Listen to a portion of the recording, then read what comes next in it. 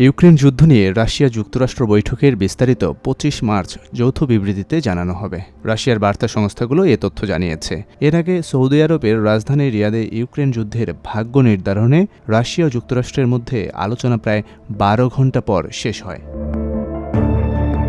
রুশ রাষ্ট্রায়ত্ত বার্তা সংস্থা তাসকে বৈঠক সংশ্লিষ্ট একটি সূত্র জানিয়েছে, বৈঠকটি ১২ ঘণ্টার বেশি সময় ধরে আলোচনার পর শেষ হয়েছে এবং ফলাফল নিয়ে ২৫ মার্চ একটি যৌথ বিবৃতি প্রকাশ করা হবে। রিয়াদে গত রোববার ইউক্রেনের সঙ্গে আলোচনা করে যুক্তরাষ্ট্র।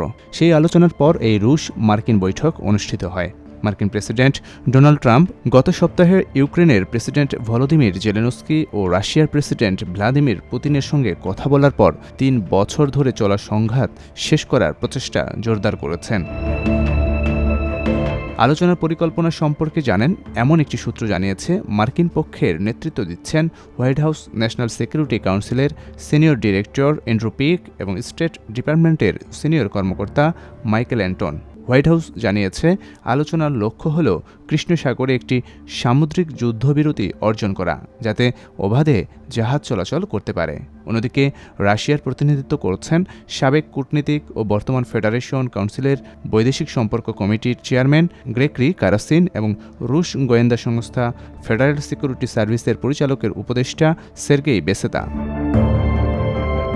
গত সপ্তাহে মস্কো ও কিয়েভ নীতিগতভাবে একটি সীমিত ৩০ দিনের যুদ্ধবিরতিতে সম্মত হলেও তা অর্জন করা কঠিন ছিল। উভয় পক্ষই ড্রোন ও ক্ষেপণাস্ত্র দিয়ে একে অপরের ওপর হামলা অব্যাহত রেখেছে। একটি বড় বাধা হল, মার্কিন প্রেসিডেন্ট ডোনাল্ড ট্রাম্প দুই দেশের নেতাদের সঙ্গে কথা বলার পরেও কোনো লক্ষ্যবস্তুতে হামলা করা যাবে না তা নিয়েই দুই পক্ষের মধ্যে মতবিরোধ রয়েছে। হোয়াইট হাউস বলেছে যে জ্বালানি ও অবকাঠামো চুক্তির আওতায় আসবে, তবে ক্রেমলিন জানিয়েছে চুক্তিটি আরও সংকীর্ণভাবে জ্বালানি অবকাঠামোর কথা উল্লেখ করেছে। ইউক্রেনের প্রেসিডেন্ট ভলোদিমির জেলেনস্কি বলেছেন যে তিনি রেলপথ ও বন্দরের মতো অবকাঠামোকেও সুরক্ষিত দেখতে চান। গত ২৪ মার্চ সৌদি আরবের রাজধানী রিয়াদে অনুষ্ঠিত আলোচনায় এসব মতপার্থক্য নিরসনের পাশাপাশি বাণিজ্যিক জাহাজ চলাচলের নিরাপত্তা নিশ্চিত করার জন্য কৃষ্ণ সাগরে হামলা বন্ধের বিষয়ে আলোচনা হওয়ার কথা ছিল।